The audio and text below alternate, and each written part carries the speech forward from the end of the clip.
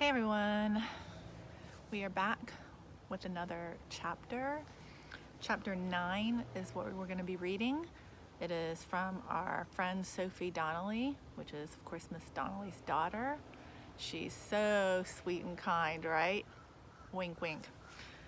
Today we're going to be reading starting on page 56, so grab your book, open it up, follow along with me, and let's see if Sophie makes a change for the better or if she stays her usual not so nice self. Here we go. Chapter 9, Sophie Donnelly. My mother is the most generous, caring, good-hearted, sympathetic person in the world. She even chose a career devoted to helping people. She's a saint. I always knew that lousy attitude was going to get us in trouble one day. Still, never in my wildest nightmares could I have imagined myself living with a refugee from Bizarro World. The stuff he scraped off his feet alone would have been enough to get the house condemned by the Board of Health. God only knew what was living in his hair. And his clothes? I was amazed they didn't get up and walk away on their own. Mom insisted he was very clean. I told you about her, generous to a fault. He's been wearing the same stuff for the past 3 weeks, I accused.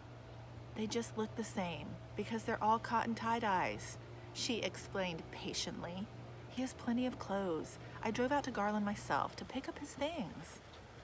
I hope you brought some extra shoes too, I put in. Somebody hung a pair of cornhusk sandals on the high-voltage wires by the commuter line. I wonder who they belong to. I called Brad Pitt, but he's wearing his. Don't be unkind, she told me sharply. The way those kids are teasing Cap is inhuman. Have a little compassion.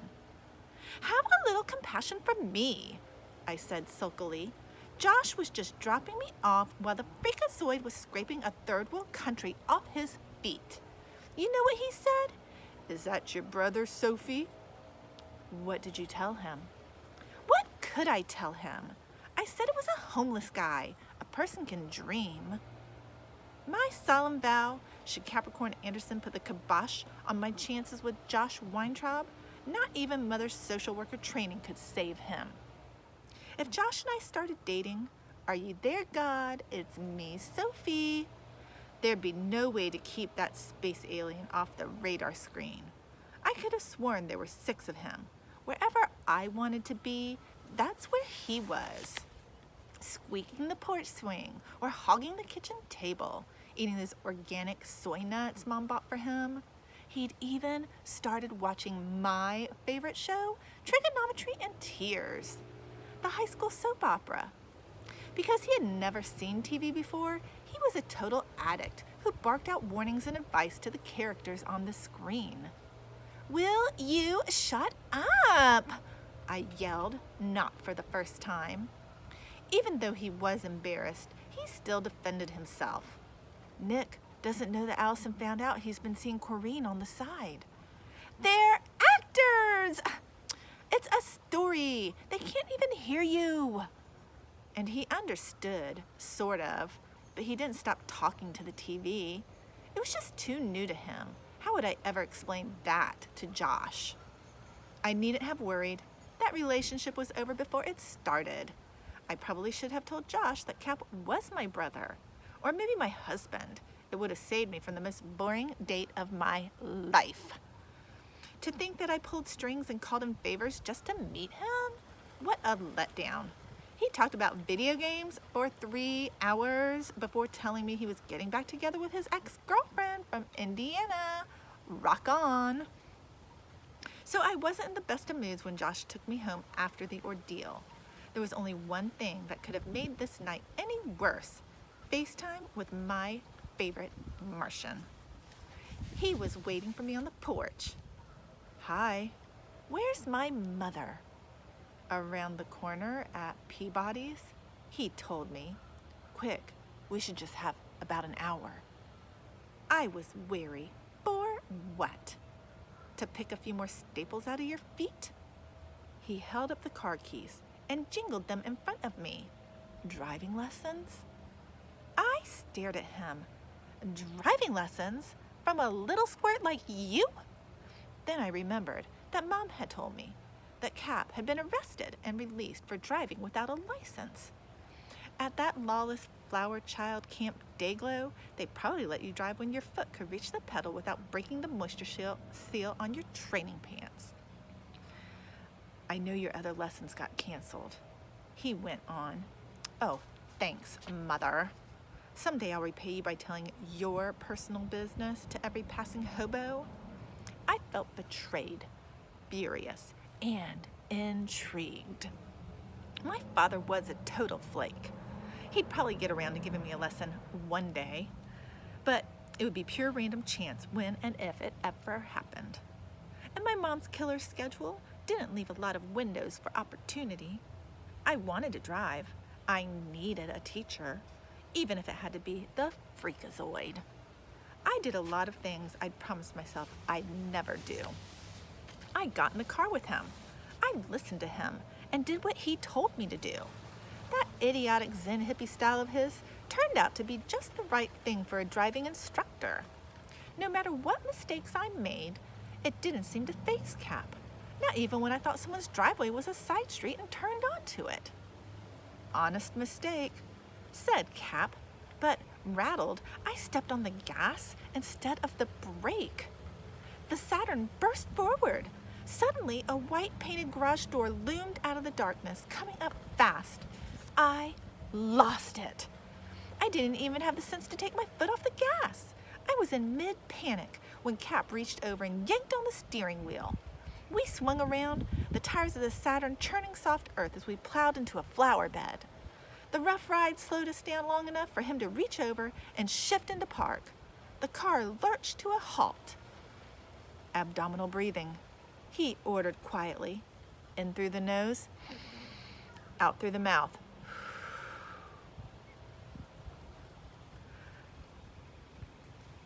But I almost... There's no almost, he lectured serenely. Only happened and did not happen. And this didn't happen. Get us out of here, I whimpered when my lungs refilled with air. You'll do that. It's a circular driveway. Just continue around. I was really panicking.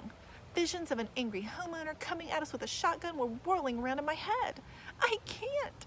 It's too narrow, and there are trees on both sides. I'll hit something.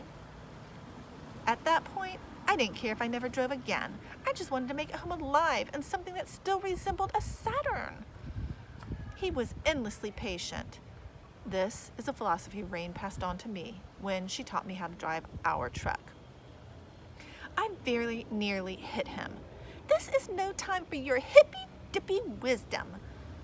But there was no stopping Cap when the subject was the immortal Rain. She said, if the front gets through, the rest will drag. I stared at him. That's philosophy? Rain used to drive a taxi in San Francisco before she formed Garland. I let out a nervous giggle, and it relaxed me. I put the car back in gear and aimed the hood between the two trees. May Mother never found out that I was piloting her precious Saturn on instructions from Rain, the face of so many of her childhood nightmares. When we reached the road, I was panting with pure relief. The freakazoid made me pull over while he went back and replanted all the flowers I had spun up. I was so grateful I didn't even kill him. Surviving my first brush with disaster must have boosted my confidence, because I was a better driver after that. In short order, I was tooling around the neighborhood with something approaching skill.